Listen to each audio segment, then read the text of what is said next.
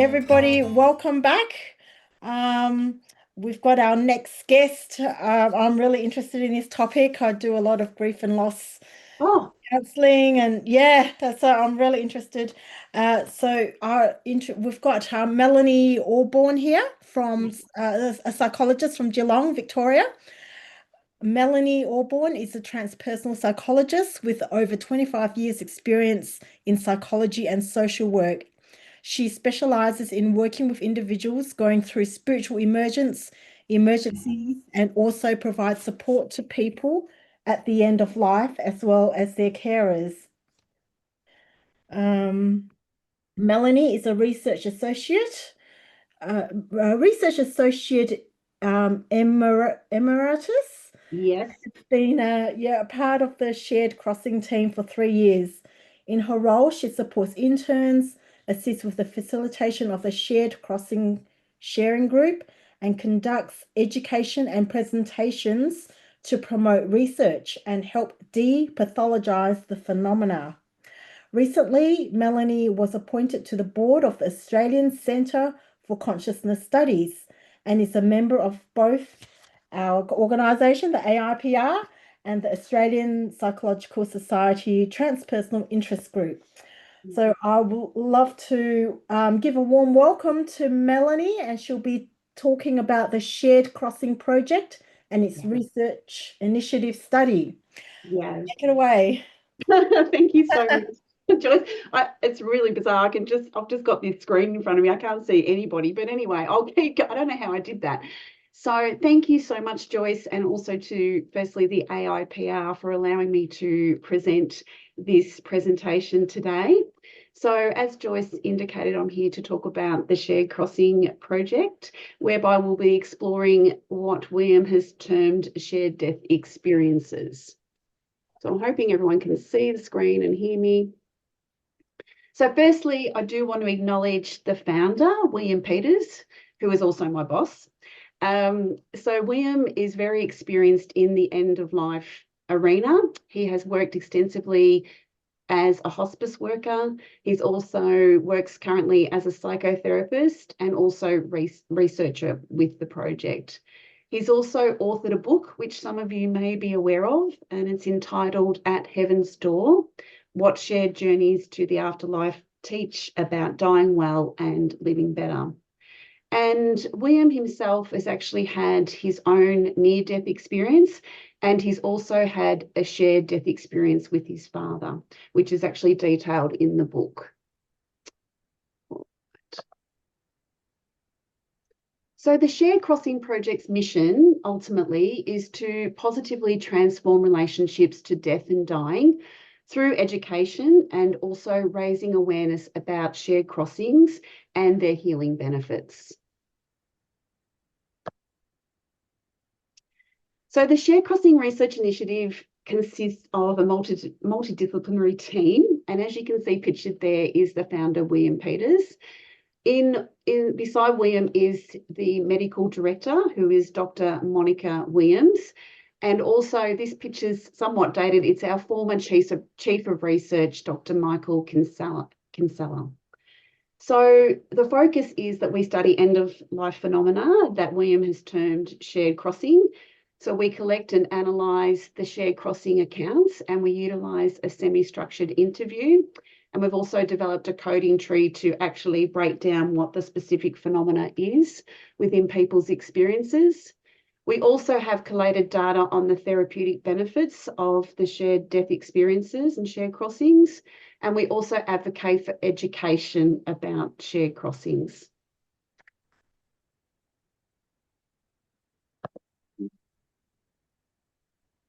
So William has termed the shared crossings as end-of-life phenomena that suggest loving communication across the veil and ongoing connection with departed loved ones.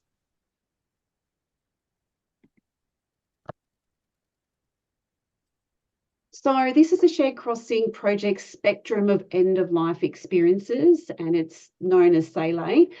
And we have explored the experiences approaching death, also at death, and also after death. And as you'll see there in that diagram at the top, we have the shared death experiences.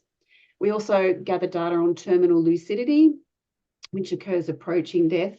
We also look at direct post-death communication and synchronicities that occur pre-death, at death, and post-death.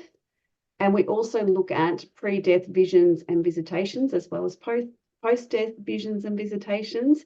And we also collect data on pre-death premonitions. You'll see there's a dotted line, and that's something else that we do look at and explore, which is additional after-death communication.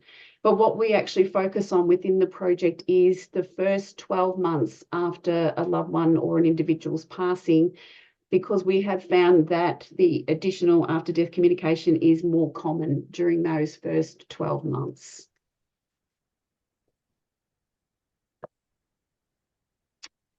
So this is one of the earlier articles that was published in the Omega Journal of Death and Dying. And this actually introduced people to SAILE, and it involved 143 participants from across the globe. And what we found is that every single person's end-of-life experience really fitted quite neatly into the SAILE framework that William developed, in that these experiences were consistent and identifiable across cultures. So for those of you who are interested in a few stats, I'll just read some of these here that the article does depict. 84% of the participants had an increased belief after their experience that consciousness continues after death. 64% reported that the experience eased or healed their grief. 51% reported a reduced fear of death as a result of their experience. And we actually had 80% of participants report that they have had multiple end-of-life experiences, which is quite interesting. And most of the participants reported it was very positive and life-changing and life-affirming. There were a small percentage, I think about 14%, where they did have a distressing or a negative experience. But some of that negativity was around trying to make sense and integrate their experience or name it in some way. And another aspect of that negativity was related to the fear of sharing their story or the stigma attached to, sharing their story. What would people actually think? So that's one of our earlier articles. We do have more recent ones that have been published. So what is a shared death experience? So the project's defined it as an experience in which loved ones, caregivers, or bystanders feel they are sharing in a dying person's transition to a benevolent afterlife. So the dominant motif with the research is journey, and the themes are actually that are central are love and understanding. Although having said that, we have had quite a few cases where it has involved a bystander and they have experienced someone that they don't know in their transition to the afterlife. However, relationships do appear quite central, and there are features that are quite similar to near-death experiences. And Monica was talking about the near-death experience a little bit earlier on today. So here are some of the features found in both the shared death experiences as well as the near-death experiences. I won't sort of read them through, but some of you may be aware that the shared death experience is not new. One person that made it popular was Raymond Moody, and he's a renowned American psychiatrist, philosopher, and author. And he's best known for his pioneering work on near-death experiences and the exploration of the afterlife. So in 1975, Raymond published his groundbreaking book entitled Life After Life, which brought significant attention to the concept of near-death experiences. Let's see. So here's the primary difference between shared death experiences and near-death experiences, which is somewhat obvious. Near-death experiences occur with people who are actually experiencing a brush with death, whereas the shared death experience occurs with caregivers, loved ones, and bystanders who are not actually dying. So the experiences are healthy in mind and body. Both actually deal with the postmortem landscape, of course, but this is what is the most, obvious difference between the two. And I actually think that near-death experiences are probably more commonly known now than maybe the shared death experiences. That's just my thoughts on it. So this is another journal article that was published. This is a peer-reviewed journal article that was published in December 2021 in the American Journal of Hospice and Palliative Medicine. And this introduced the shared death experiences. So it reported 165 shared death experiences and the accounts.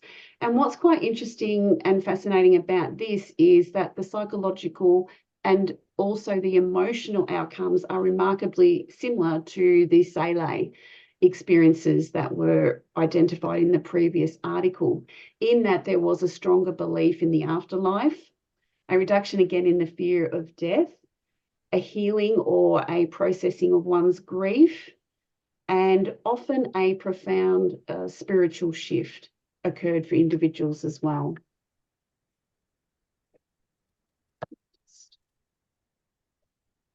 So as I said before, the shared death experiences aren't new experiences.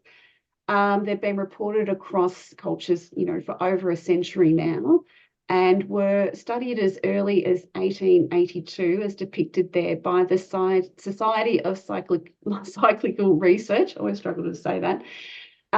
Which was the first that we know of to conduct scholarly research into human experiences that challenge the conventional scientific models that we have today.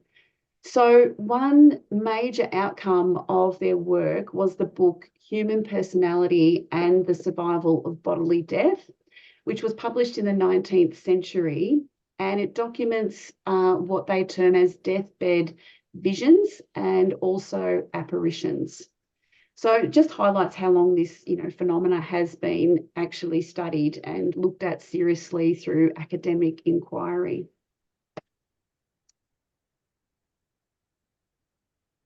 So some of you may know of Peter Fenwick or knew of him. He actually recently passed away in November 2024. And he's a known neuropsychiatrist, amongst other things. And his team actually shifted the focus in the early 2000s from just studying the dying person's experiences to including caregivers and also loved ones. So Peter and his team explored deathbed coincidences, which are, what he termed as extraordinary events or shared experiences around the time of death. And some of the outcomes of his work were the deathbed coincidences he termed as visions of deceased loved ones or spiritual figures, which brought around a sense of comfort, and also unexplained coincidences that felt deeply meaningful, like sensing a loved one's passing. And he also explored the strong sense of spiritual reassurance that eases the fear of death that came with these experiences and coincidences.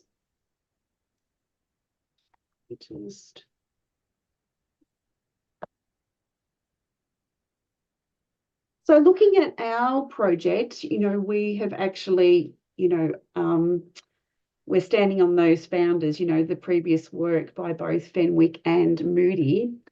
But they actually characterised shared death experiences predominantly as bedside phenomena, whereas our project's data at the moment, the initial findings is that the shared death experiences occur remotely. And as I've written there, 64% of all reported shared death experiences have occurred remotely. And this is within our data set, of course.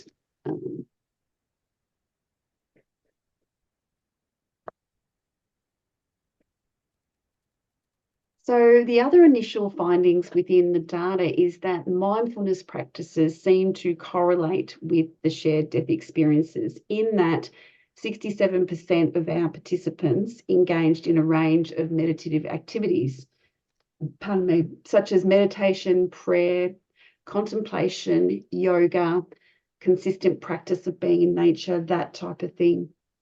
And it's been interesting to listen to both of the speakers this morning, and also, you know, just listening to the previous speaker, Patrick, about mindfulness. And, you know, within the project, we surmise that this may have something to do with the default mode network, in that the default mode network in the brain focuses on our day-to-day life. It can ruminate, you know, that sort of story about our life. As depicted in meditation studies, when people are meditating, this default mode network actually decreases, which then allows people who are meditating to feel connected to something larger, less ego-driven, that type of thing. And we wonder whether, because of our participants' experiences in these, that they have some sort of gateway to be able to actually have these experiences because of their practices. However, it's difficult to measure, of course, because with shared death experiences, which can be similar to near-death experiences in that they occur spontaneously. So we're unable to measure some of these occurrence that may be happening within the brain, as a heart attack or a drug overdose or a car accident, that type of things. And the death is unbeknownst to the participant.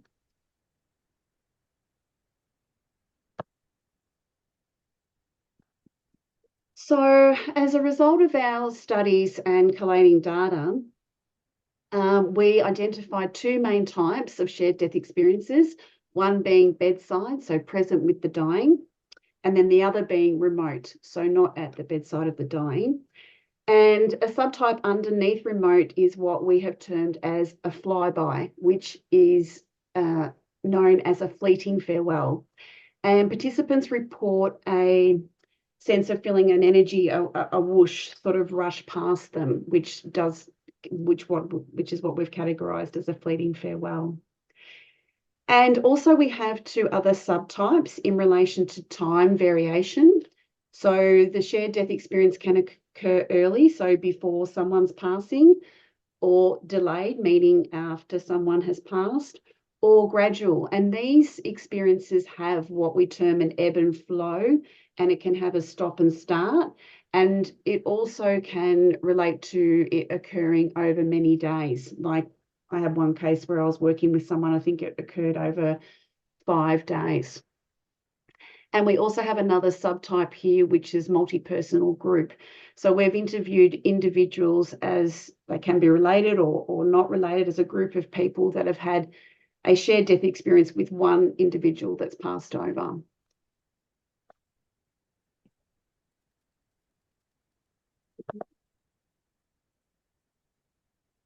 So we've identified 4 participatory modes of a shared death experience, and these are non-exclusive. So number 1 being remotely sensing a death.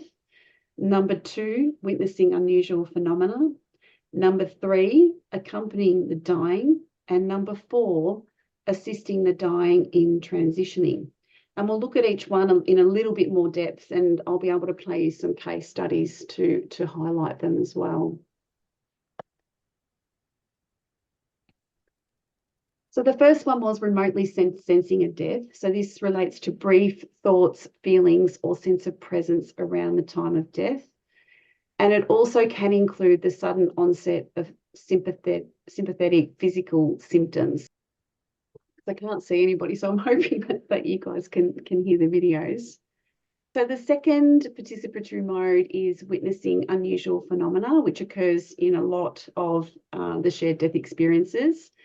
And these are the phenomena that are similar to near-death experiences. As you can see, one that's very common is a vision of the dying. And often they can be a vision of the dying, sometimes their younger self, themselves as they are, or even when they are well, especially if they've been sick. Transcendent light, sensing energy, alterations in space and time, encounters with non-human entities, seeing spirit leave the body, encounters with deceased loved ones, and also the appearance of heavenly realms. So the third participatory mode is accompanying the dying. So these can occur out of body or in a visionary realm.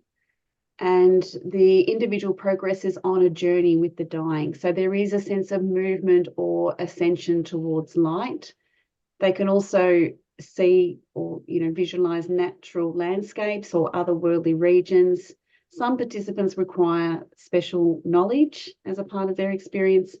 And a lot of the time there is an appearance of a border that the experiencer is not permitted to go beyond. So the project also looks at the major after effects of a shared death experience. And I've highlighted some of these previous that were published in some of the articles. So there is a belief that the deceased loved ones are well as a result of their shared death experience. And 87% of our participants are convinced of an afterlife, and 69% have that sense of enhanced grief reconciliation. 52% have a reduced fear of death, and 43% of participants reported a renewed sense of life purpose. And as I've put there at the bottom, the percentages do reflect unsolicited responses, so these would be seen as minimum figures as well. And also we have collated some data as it is seen that the shared death experience or having a shared death experience is a gateway to further experiences, because 40% of the participants had more than one shared death experience, and 25% report since having their shared death experience they have an ongoing relationship with the deceased individual.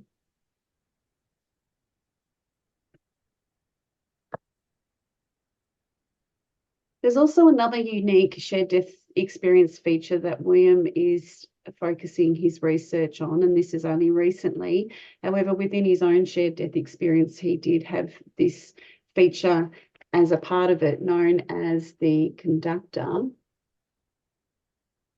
So it's termed the mercurial conductor, and it has various presentations. It can be visible, so in human form. It can also be seen as angelic, and also other types of beings and forms as well. It can also be sensed but not seen, so felt as a certain force. But all of them have the characteristics of intention. So there's an urgency, they have a job to do, they're very focused, they can be directive, and they often aren't interested in the experiencer at that time. Sometimes they can be, but it's very minimal. We've also collated some data around the healthcare system's response to the shared death experiences, as some of our participants have attempted to share their experience with various healthcare providers. And some of the responses have been curious but neutral and unfortunately unable to be supportive. Some have been dismissive and others have been somewhat possibly harmful as well.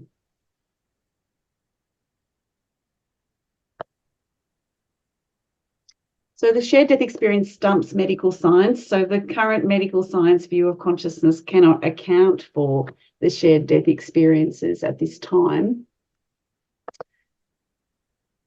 And a lot of the participants expressed so much gratitude for having a safe space with the project to share their stories, as 38% of the participants reported concern over being dismissed or ridiculed, and they have had prior experiences trying to share their stories with friends or the health profession.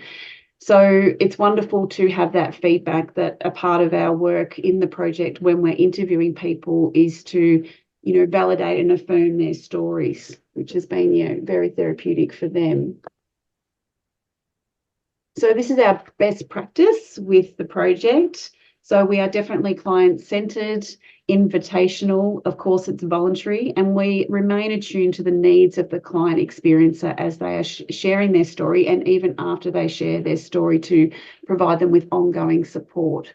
We obviously assess the cases but affirm and normalise experiences and allow them to explore them within the sessions as well, which is why we use a semi-structured interview. in the hope that they can, make meaning of them and integrate them. But we also have other people in the field, psychotherapists, psychologists, to help them explore that further if need be.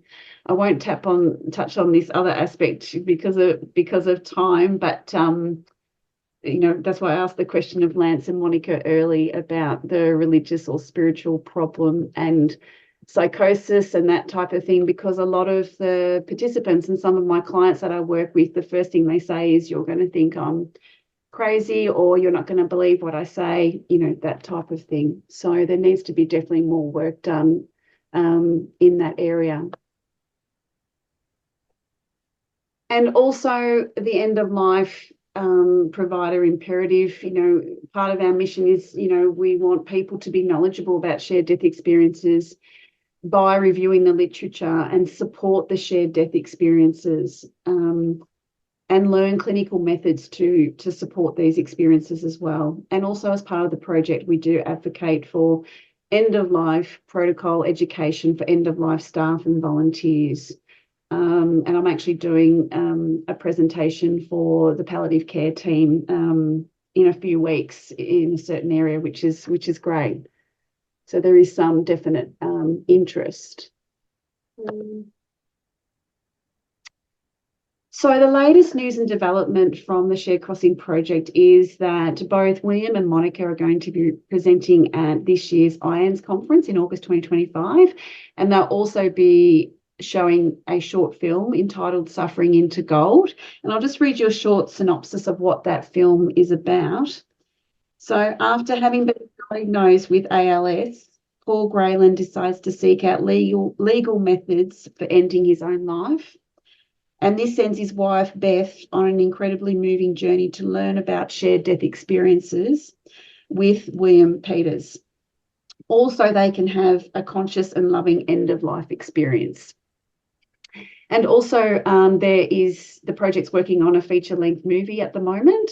So it's currently being filmed and produced with a potential release in 2026, but don't hold me to that. I think William's going down lots of rabbit holes with this film, so it might not be next year. It could be the year after, potentially.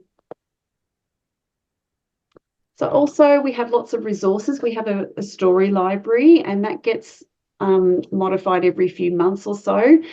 So we always are highlighting cases, new cases online, and you can check that out at the website. And we also have William's book as well to explore. And you can also sign up to join the community and receive a newsletter, that type of thing, to stay involved. And if you've had a shared death experience or a shared crossing, please consider contributing to our research and go to the website to find out more about that, or send us an email. We'd love to hear from you. And you may want to explore more cases and hear more about them live and get to ask questions. We do run 2 shared death experiences sharing group. One is on European time and one's on US time. And the US time seems to fit better for Australians in that it's during the week on a Thursday at 10 a.m, 11 a.m, or 12 noon, depending on the time zone changes. But that's a wonderful group to be a part of. So you can go to the website to find out more about that as well. And we also have some on-demand self-study programs, and also William and Monica do travel to deliver certain programs for groups of individuals or organisations and that type of thing. So that's also available. And I think that's the end of my presentation. So I will stop share because I want to see people who felt weird too. Oh, yay, you're all there. Yes, we're all here. Wow, thank you so much. That's amazing. It's so fascinating. I haven't, heard a lot about near-death experiences, but not so much about shared crossing experiences. And what a wonderful project you're running. Thank you so much, Melanie. That was fascinating.